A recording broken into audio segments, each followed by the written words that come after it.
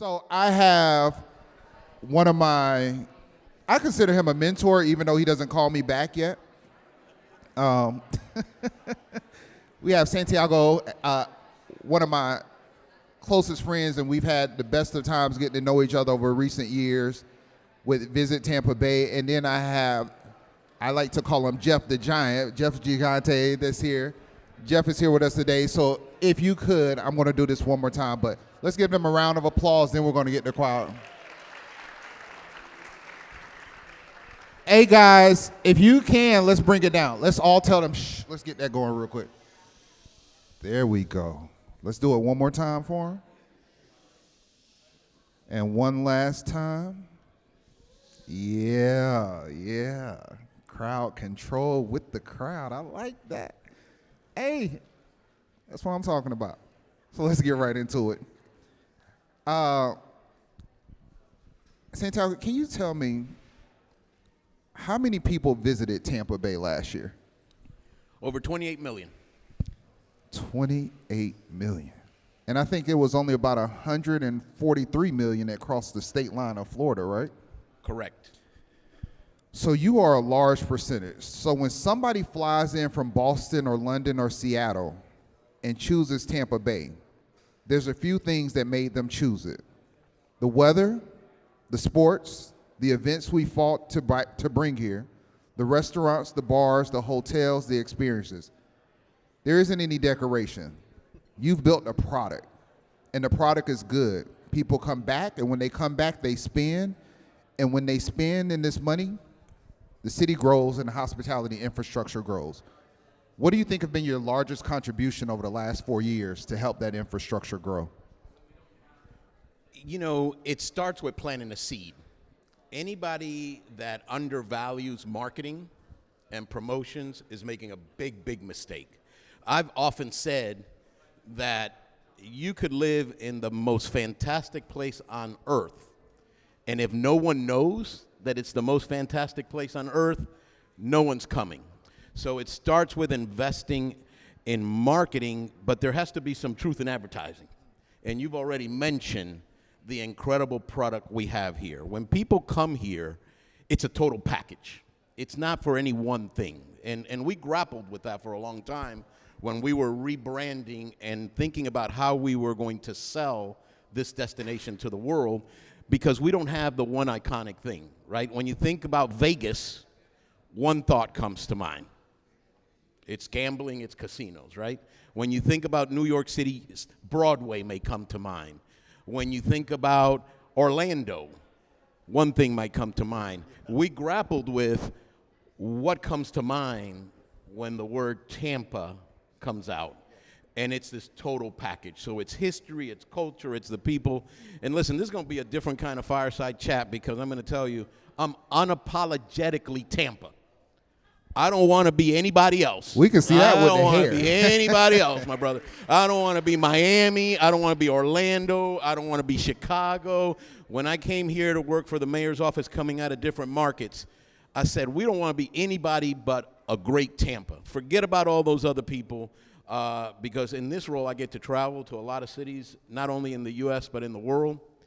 And there's no place like home. There's no place like Tampa. I'm telling you that right now. You can go dip your toes somewhere else if you want to, but you're coming running right back here. I'm telling you. In fact, Travel and Leisure just yesterday or the day before, how many millennials we got out there today? Guess what? According to Travel and Leisure, you're living in the best place in the U.S. for millennials. Just announced yesterday. So this notion about, oh, we want to, hey, we're losing our kids. That was yesterday's news story, is not today's news story. Yesterday's price is not today's price. Now y'all see why this is my mentor. Don't you like that spawn? That man got fired. I wish I had his hair. I would be beautiful. Do you understand that? Do you understand? Jeff, yes, sir. You left one of the most successful restaurant groups in Tampa Bay to start all over. Crazy, man. And you did it during the pandemic. Insane, man. What does someone who's been doing this for 30 years know about hospitality that someone who just downloaded the app about hospitality doesn't seem to know? That's a great question. And first of all, I just want to thank you guys for having me. I'm so excited that I'm Thank you starting for to being see, here. Yeah, see more things like, Tampa Bay Tech Week and all of the great entrepreneurship that's happening here, small businesses. As Santiago, my buddy, was saying, storytelling and marketing is the heart and soul of every single business. And hospitality, that's our number one industry in the entire state of Florida. It's hospitality, whether it's the theme parks, the hotels, the beaches, all of Restaurants. that, the restaurants, the nightclubs, all of those things. But, he who tells the best story wins. And so I'm super passionate about Tampa. And, as you mentioned, Chicho Restaurant Group, where my heart, I started in Tampa. We started building a bunch of restaurants in the mid-90s, built up to 25 before I exited to start Next Level Brands on my own.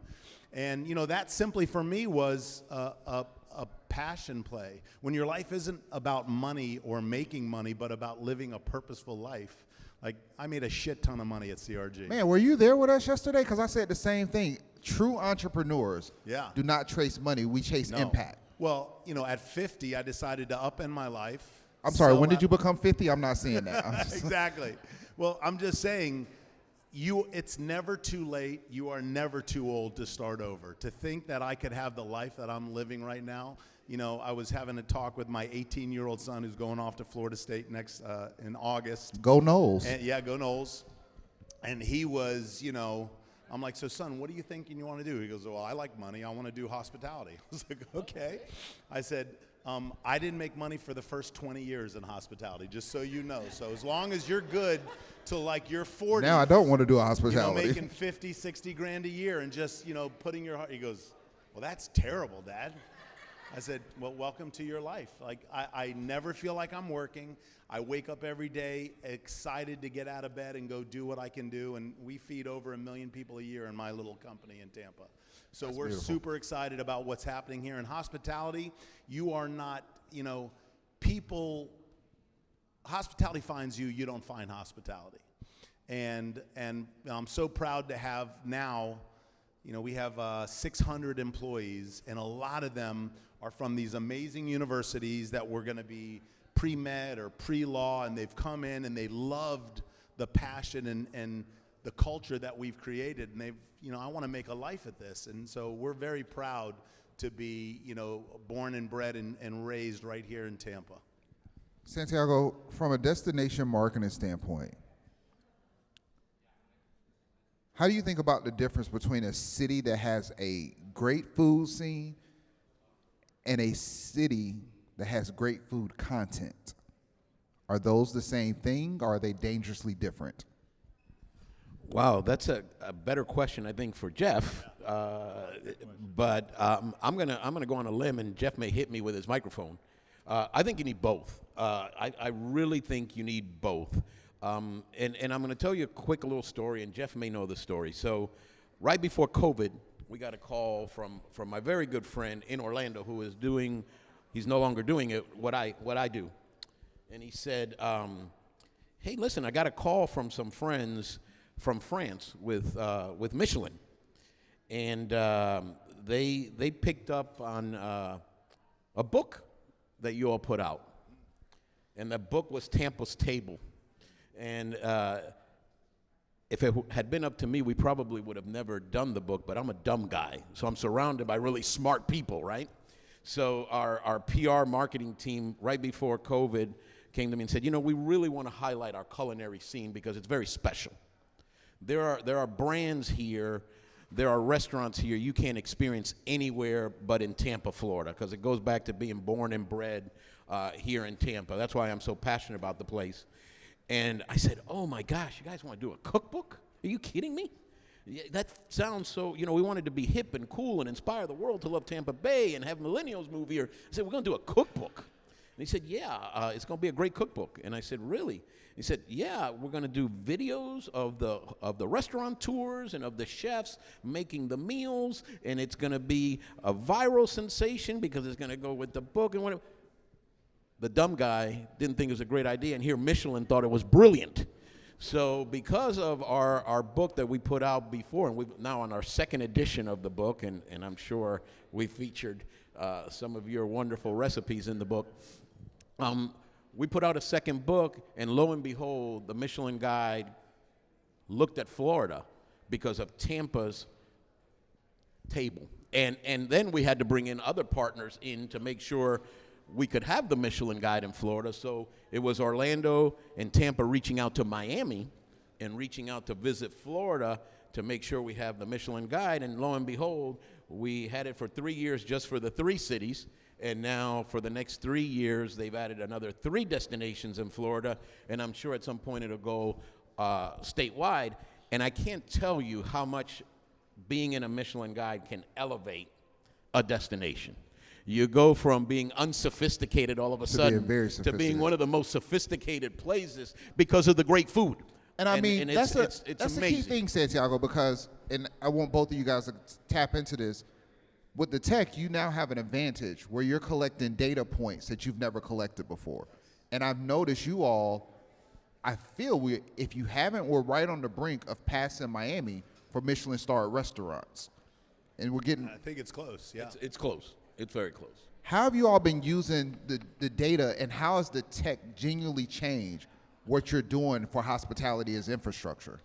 Yeah, so, I mean, everybody in this room, I don't care what business you're in, if you're not becoming hyper familiar with AI and what's happening in AI, you know, we speak every 2 weeks, we have our leadership meetings at Next Level Brands, and all the executive chefs and the GMs and all of the support staff, marketing and training and tech, they all come in, we all sit around a big conference room table, and we talk. And I gave, probably about 6 months ago, I gave a directive out saying, you know, I know everyone's worrying about AI and it's gonna take positions and we're gonna lose people. And I said very, very simply, but very forcefully, I said, nobody in this room is in danger of losing their job to AI.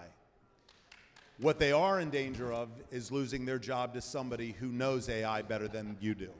You might have clapped too early. So like, oh. That said, you know, and again, it's all brand new, and I'm working on 4 or 5 different platforms. I'm using Perplexity, I'm using Grok 6, I'm using Claude, ChatSmith, and you know the original ChatGPT. But I'm using them because they're all good in certain areas. Not, you know, anyone's good at everything. What are the areas? I want to tap into that because I'm sure the people want to know. Well, for animation and graphics, you know, you've got Grok, which is amazing, and then for, you know, spreadsheets and presentations, I really love Perplexity. Claude is also very good at that. For personal stuff, I love ChatSmith. I have my own little ChatSmith bot. And we at Next Level Brands, because, you know, I'm partners with Andrew Wright in Franklin Street and Ally, and he's just, you know, he's the smartest guy in every room wherever he goes, and he's way ahead on this, so I'm like just kind of trying to keep pace with him. He's got his own entire tech team that's solely based on AI, and so I've leveraged their technology to start building our own AI tool. It's going to be a restaurant AI sources and enterprise, so it's going to be called Raise, and we're creating our own that's going to basically go out every day and scan all of our review websites that people are talking about us, all of social media, all of my social media sites. Then we're going to identify who we believe are our colleagues and peers.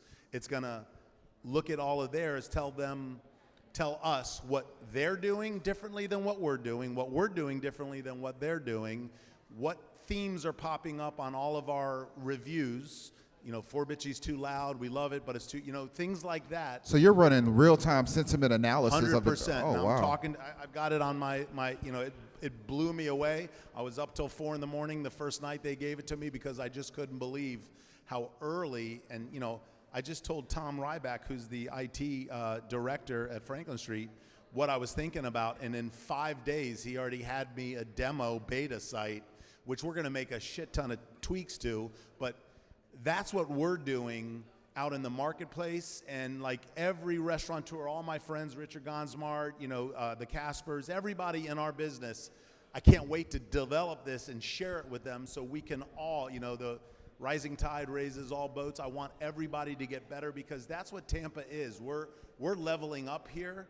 everyone's got their eye on us. You know, this guy's traveling the world, letting people know exactly what we're offering, and he's traveling because he's being asked to come, because there's so much attention They're role models, and yeah. awareness on us. So we're And excited. Santiago, I wanted you to talk about that because we were talking about tech earlier, so I wanted you to tell us how you guys are implementing that. I didn't want to be left. I didn't want hospitality and tourism to be left out of the tech conversation, because Absolutely not. You know, it really started obviously with the internet, but social media took it to another level, and now the technology is so amazing. And I shared with you an example.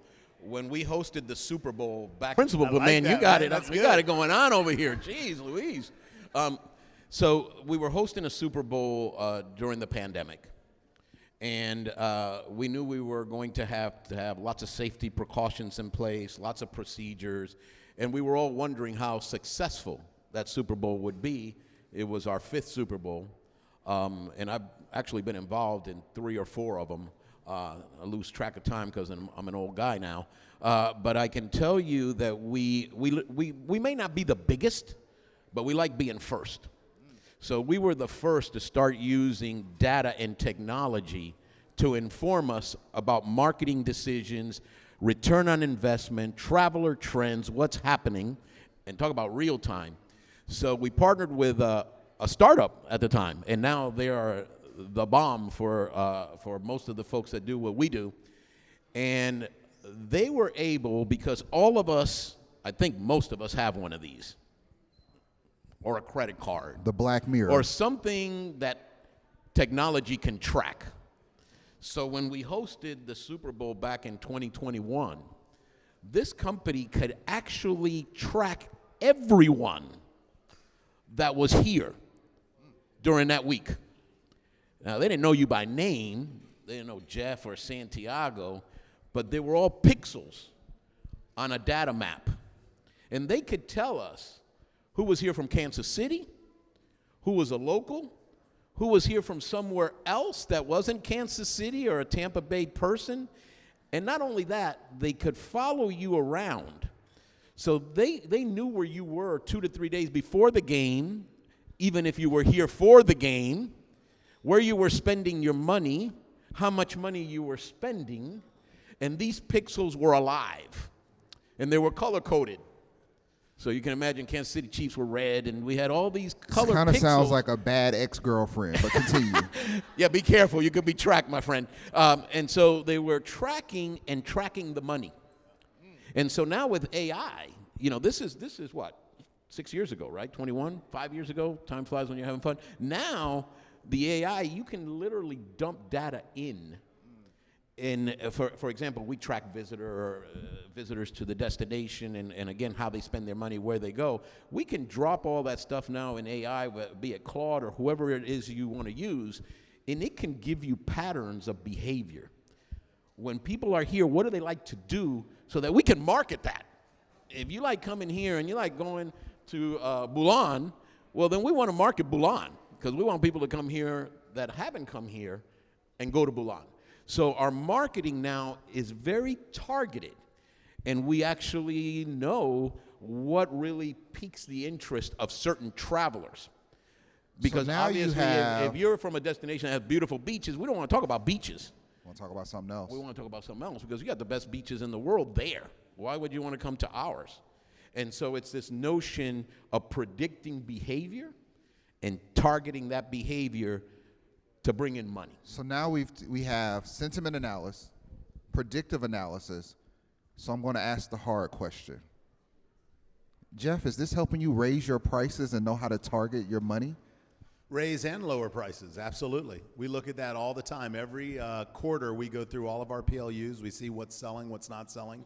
But we're also constantly watching the commodity markets, and tremendous droughts have driven up produce and all these different costs. And we see, because we want to be conscious capitalists, we see what we can sustain. It's okay. It's not always about the bottom line of every period's P&L. For us, if we can sustain a quarter and we know the rains are coming in June and July and it's going to be okay, we won't raise prices. But if there's issues with beef or chicken and those things that are going to really affect, at the end of the day, we're here for profit. I'm running businesses, I have investors, I have partners, and I have all of my staff to think about. So we're going to make that best real-time decision, and we are 100% using data analytics and tech and forecasting and all of those things to make those decisions. I think that's very important for people to understand, because I've kind of talked about this. A lot of people talk about AI, and they want to know how to use it, and they think they should use it, but they're not really using it in the right way. And I think to be able to structure it, and I'll just throw this in free reign. Who has a startup or who's running a business right now that's in here? Okay. When is the last time you went in, dropped in 3 or 4 of your competitors, and in the premise of dropping that in, you asked whatever LLM you're using, and you said, what is the sentiment analysis of the current structure of my business and the market that I'm in?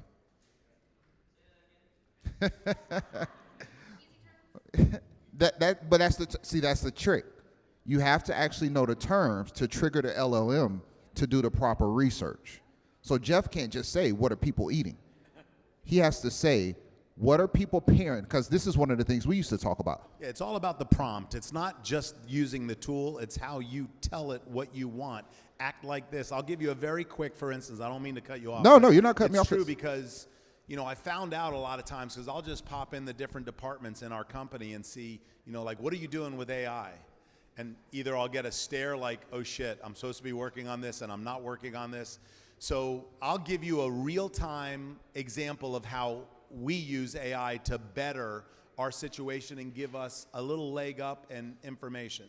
We are signed on with one of the big concessionaires for the Tampa International Airport's RFP that's coming out. They're changing all 67 food locations over the next 5 years. Oh, wow. We want to be in there. Next Level Brands, we feel we represent Tampa. We're growing our Forbici brand. Well, we got a 60-page contract with the concessionaire. So I'm starting to look at this, and like 10 pages in, my director of ops comes in and goes, what the fuck are you doing? Give me that. She dropped it into AI and said this. This is a possible deal we're looking to have.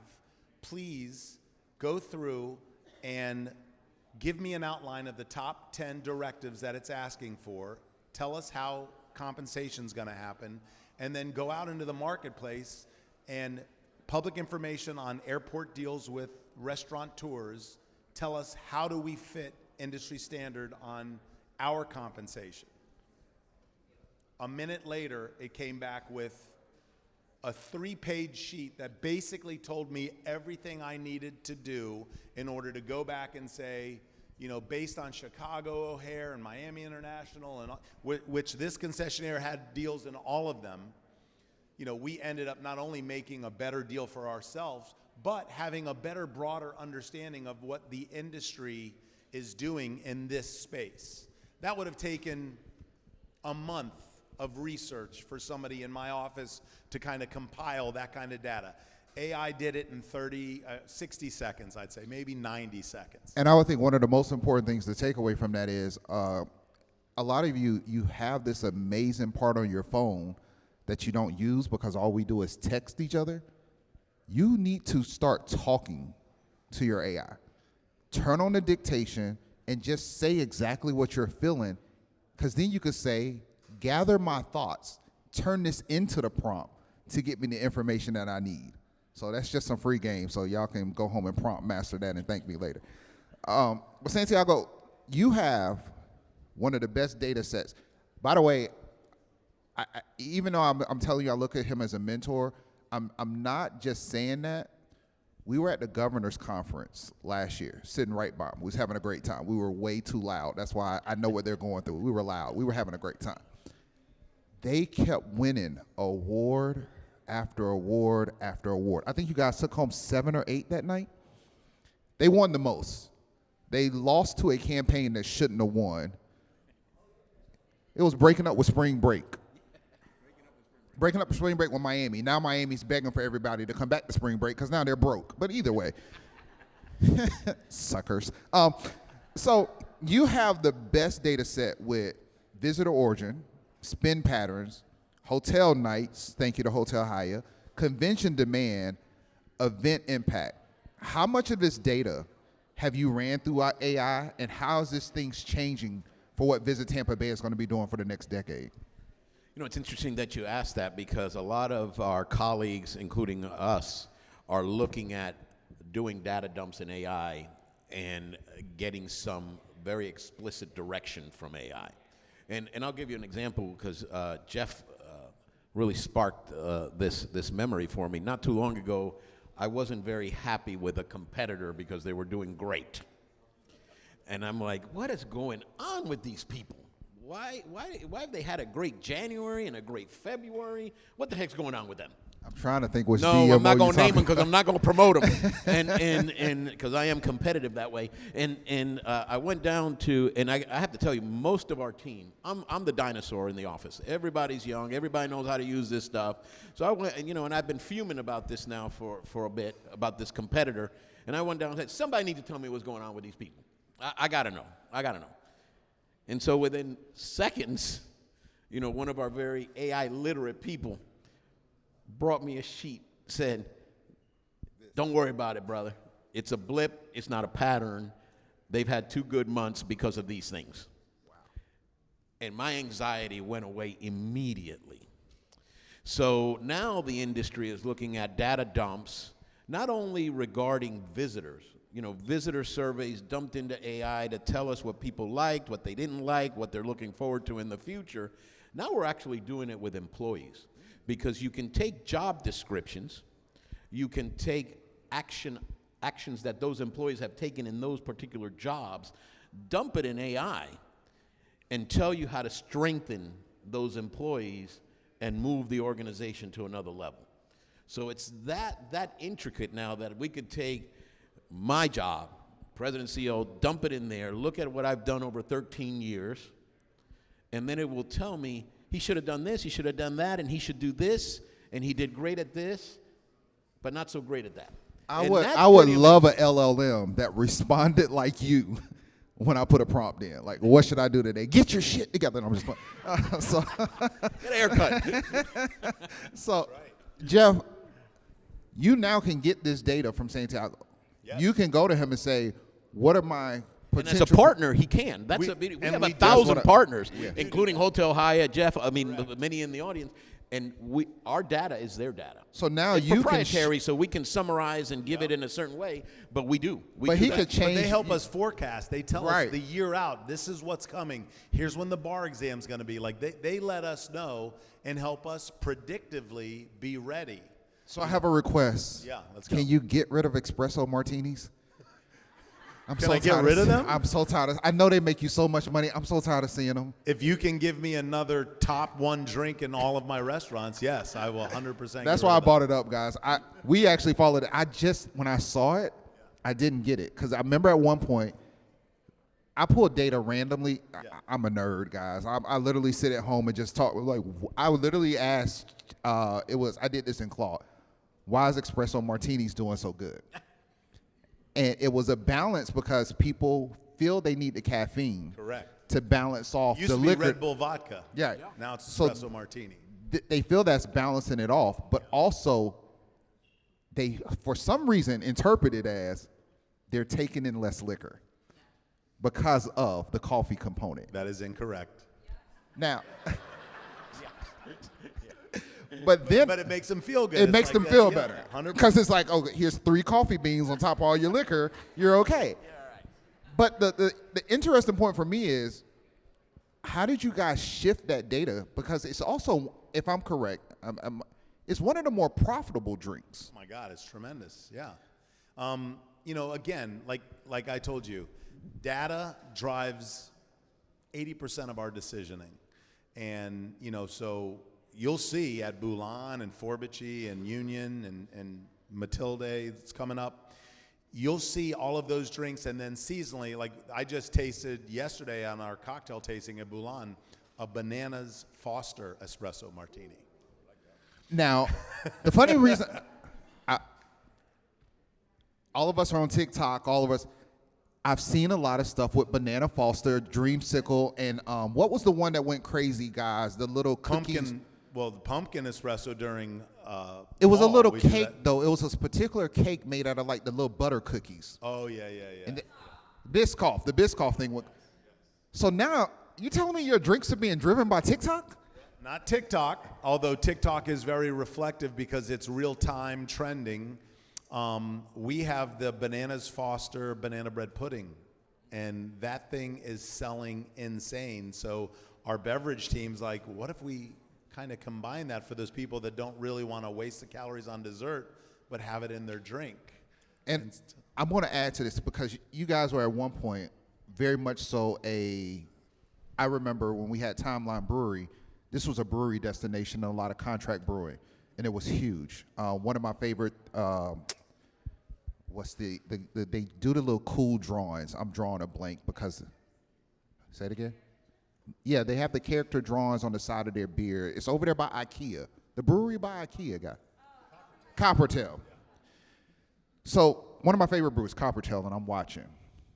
But I'm wondering now, if we had the data and if we knew what we knew now, if you took the data of breweries and the breweries focused on pairing the breweries with collective themes and with food, and I'm going to be particular with this, would more women have gotten into craft beer and it wouldn't have been a failing industry because they failed because everybody was marketing to 25 to 35-year-old white males and it wasn't enough to fulfill it. If they would have marketed to a lifestyle and to food to teach people more about craft beer, do you think we would still have that industry here? That's a great question. I think, again, it comes all back to storytelling. And for some reason, women got it in their brains that, the coolness of beer was not similar to the coolness of wine, when it very much is. And it's more great complicated, beers. too. It is more complicated. But that was, I think, largely guys in that business, marketing to guys because they believe that's what it was going to be. The bearded bros. Yeah. And not having, a really sharp, female in the company saying, let's go after this. And, if they really love a big, bold, buttery Chardonnay, they're going to love this beer, or this amber, or this ale, or whatever. So, again, it comes down to storytelling. But, like, in our mix, it's like 75% alcohol, 22% wine, and 3% beer. That's where we are, beer-wise. I only lost about $75,000 in that investment, but thank you for the pain to be reminded. A little bit of PTSD.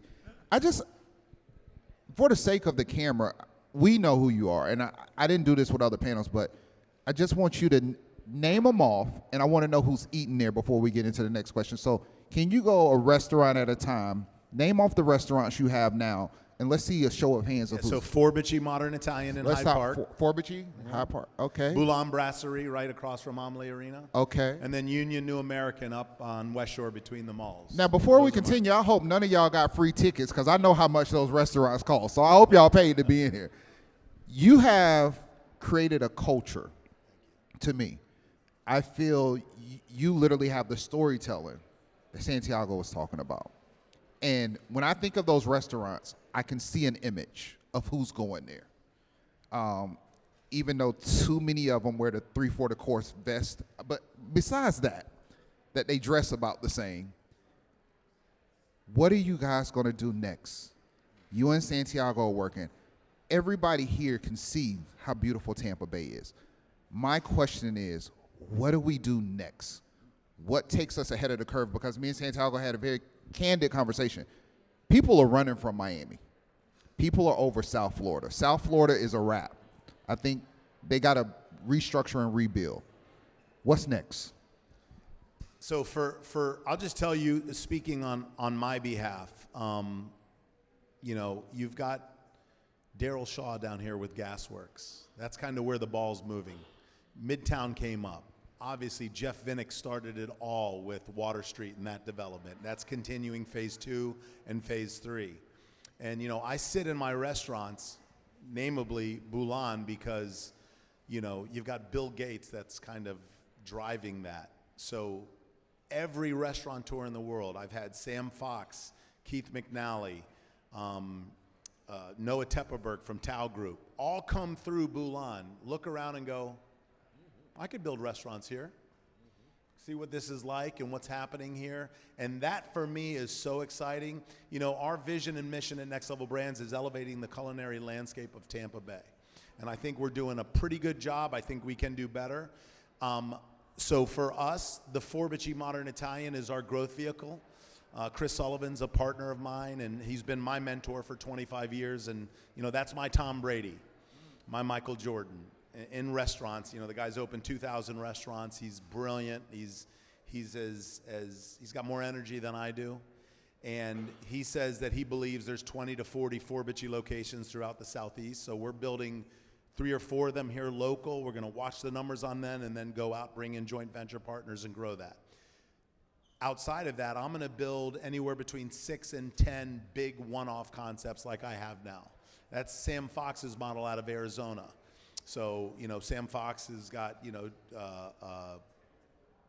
he's got Culinary Dropout, he's got North Italia, he's got, you know, 10 or 15 concepts he started with in Arizona, and now they're worldwide.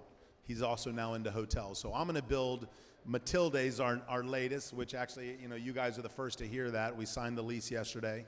So that's going to be exclusive, yes, yeah. yes. So that is a, think of Bulan, but Mexican, big mezcal and tequila offering, very big, sexy bar, Latin America feel, live music, and that's going to be in the bottom of the Air building, which is right next to the Straz. It's going to be connected to the River Walk, and that's going to be an 8,000 square foot coastal Mexican steakhouse, live fire hearth, tableside guacamole and margaritas, and, you know, a big, sexy Mexican.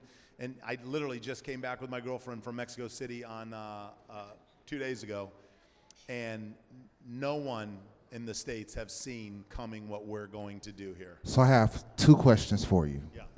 Can we get a pre-launch tasting? Yeah, sure. Okay.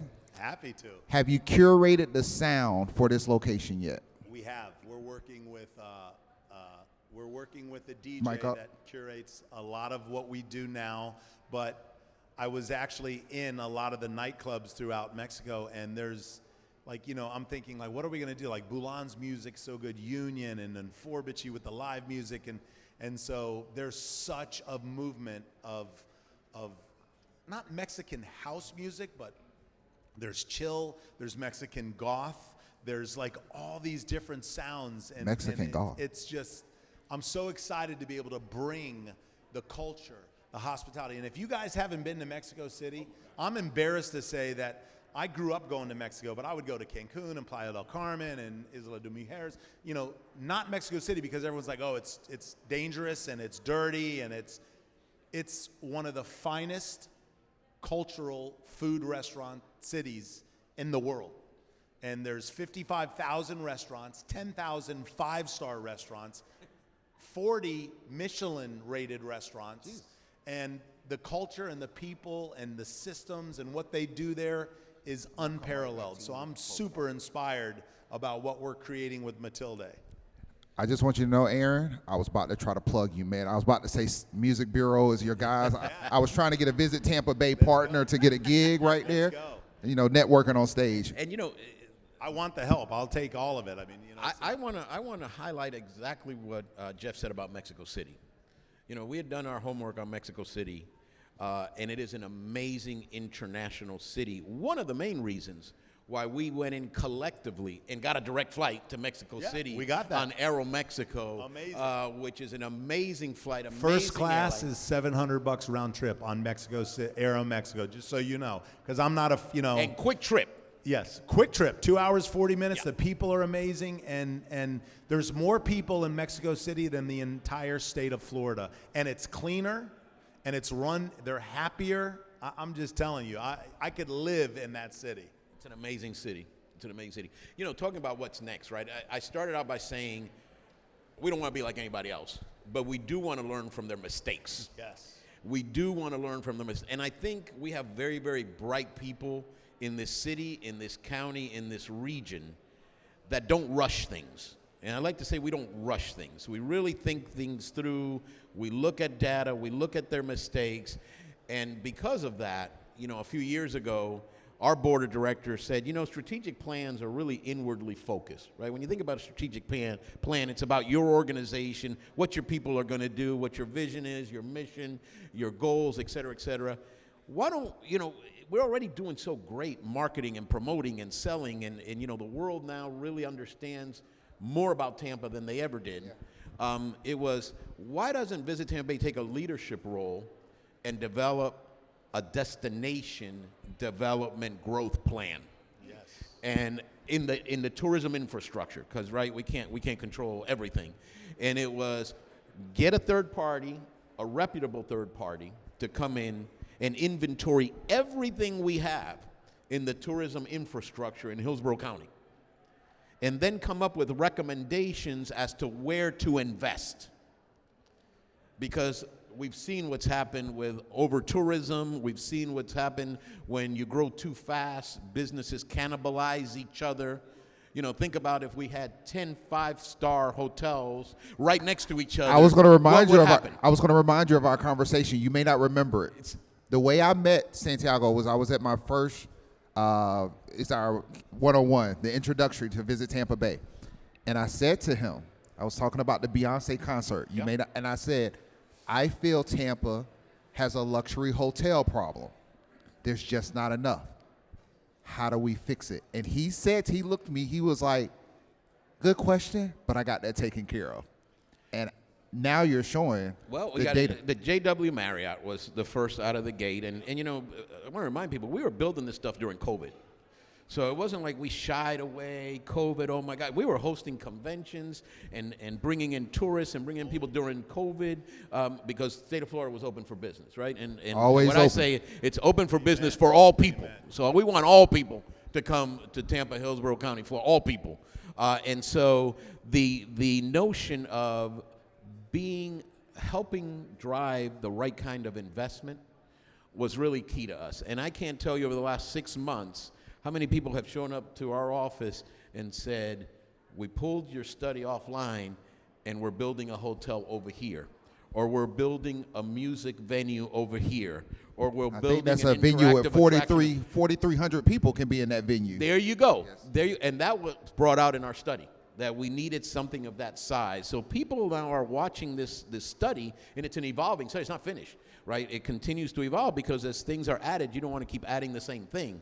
So we're really developing the destination, the tourism infrastructure, in a very smart, strategic way, as opposed to plant your flag wherever you want, and then what you have is oversaturation, you have the traffic issues. I mean, forever and a day, our competitors were real strong competitors. I mean, we were competing against Austin and Nashville and Charlotte and Orlando and Fort Lauderdale and San Antonio and Fort Worth.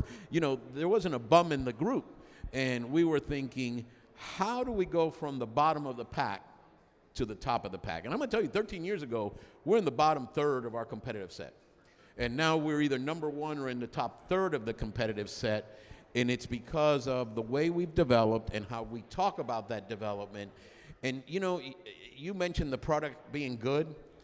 We developed a campaign off of research. Talk about research. We did research, and we found out that people have a very different perception of Tampa if they've never been here. But once they come here, the weird little town, the until you get perception here, changes dramatically. Yeah. And it's on variables like stress-free and dynamic and enjoyable and adventurous, that kind of thing, right? Tourism stuff. And we found that after people came here, those perceptions skyrocketed. So our newest campaign is go and you'll know. Just go and you'll know.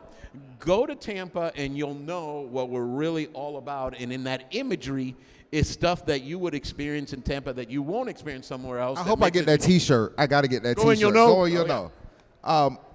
I just want to I'm going to take one or two questions real quick. I got one here, one more. Anybody else? And one here. Okay. Let's go first.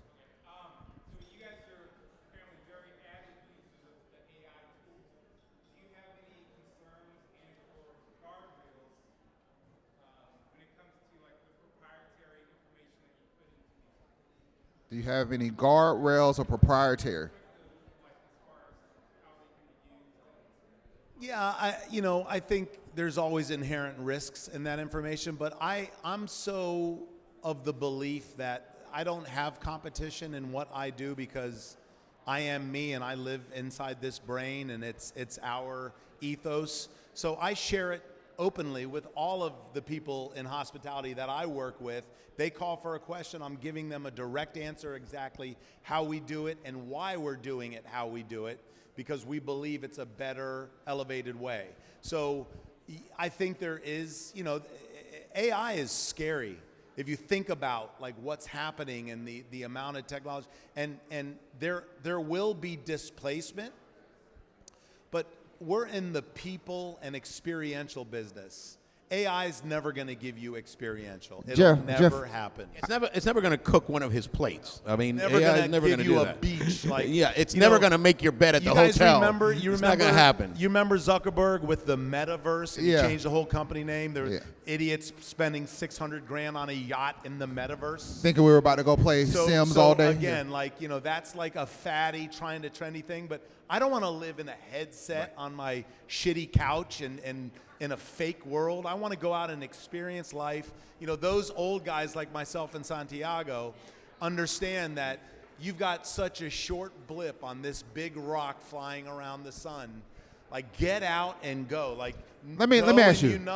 Go and Go to Mexico City. Travel the world. But let me tell you, I got into Tampa International Airport when we flew in, and it took me 22 seconds from the time the scanner scanned my face to where I went to, hey, Mr. Gigante, you're all good here. Do you have anything to declare? No, we don't. LiDAR technology, Have a great yeah. night. 22 seconds. Yeah. I mean, Tampa is the best place on the planet to hang your hat. I was going to say, with the Nikes on and with that response, it reminds me of Bean. It reminds me of that Mamba mentality. There is no competition. And if you learn from everybody, because they used to say the best thing about Kobe was that Kobe would call everybody to learn intricate things. But he would also share that information.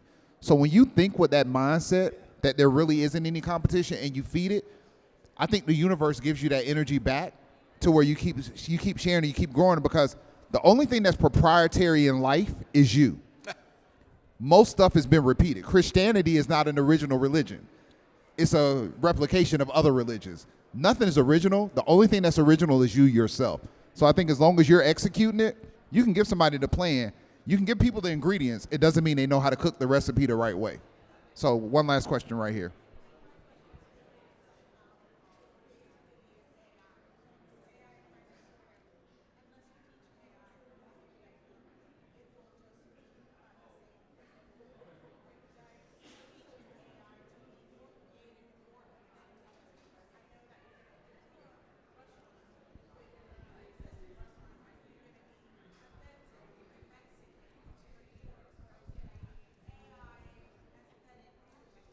So it's why we go and we immerse ourselves in the culture that we're wanting to create. And I've already spent 3 weeks in Mexico City. I'll probably spend another 4 or 5 before we open, because I really want, the beauty of that. It's so funny. I was in this amazing restaurant. It was a Michelin star restaurant. And I was talking to our server, and I was like, in the center was all these beautiful cactuses. And I was like, my God, how do you get a cactus like that? She's like, oh, I have no idea. We're having our anniversary, not this year, but the next year. I was like, oh my God, what is it? She says, 1,000 years. This house has been here for 1,000 years. So I looked at my girlfriend, I said, well, that's how you fucking get a cactus like that. You let it grow for 1,000 years. You built the house around it. You built the house around it. You build a house around the cactus. For us, part of us is replicating those things, but I'm super excited to identify niches that don't exist here, go and do my research, and then put our spin, because, if you look at Boulan's menu, it says French by way of America, because we are in America. And I'm a for-profit business, so if I was hardcore, very saucy, high caloric, very sweet sauce like a lot of the French restaurants in France, I wouldn't have the adaptation of all these people wanting to eat in the restaurant. So we adapt it, but I don't use AI for creation. I use AI to as a tool to benefit and help us streamline systems. You know, I'm not the AI expert in the room by far. But yes, back to the question, the original question. You know, if you need to put policies in place to protect your business, do so. If you need to have multiple options as far as information to guide the decision, do so. There have been problems with AI. There have been problems with AI. Impersonation, you know, I love what you said, because don't use AI to create. Use it as a tool to help you decide what you want to create and how you want to create. It's a tool in the toolbox. Don't make it the one thing, right? Don't make it the one thing. And, you know, we're old, so I like to say all things in moderation, right? So AI in moderation. We use it to benefit what we do, but not to replace certain things that we do. And it's not going to displace a whole bunch of people in the tourism industry unless, you know, we start having robots that can make beds and that can prepare, you know, food. It's not going to happen anytime soon, in my opinion. I'm also, part of my world is in healthcare. I'm on the board of Advent Health, and we were at one of our medical executive committees down in Naples, and there was Google AI and Microsoft AI, and they were on there because they're heavily AI in tech.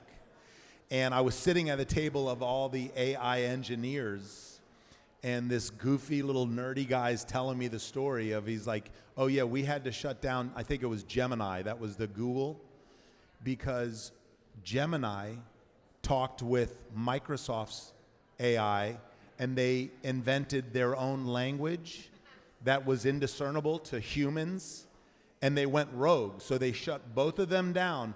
That's the scary part of AI, is that, like, that's what I'm saying. It is a tool. We'll never use it to replace people, but we will replace people with people that are very in and hands-on and learning and educating themselves on how AI can benefit what it is we're doing in hospitality. So every great city has a soul. The soul is in the skyline. It's where people eat, drink, gather, and feel welcome. And I think we have the two giants and the two people that's leading that opportunity. So if you could, please, let's give these gentlemen a round of applause. Thank you. Thank you so much.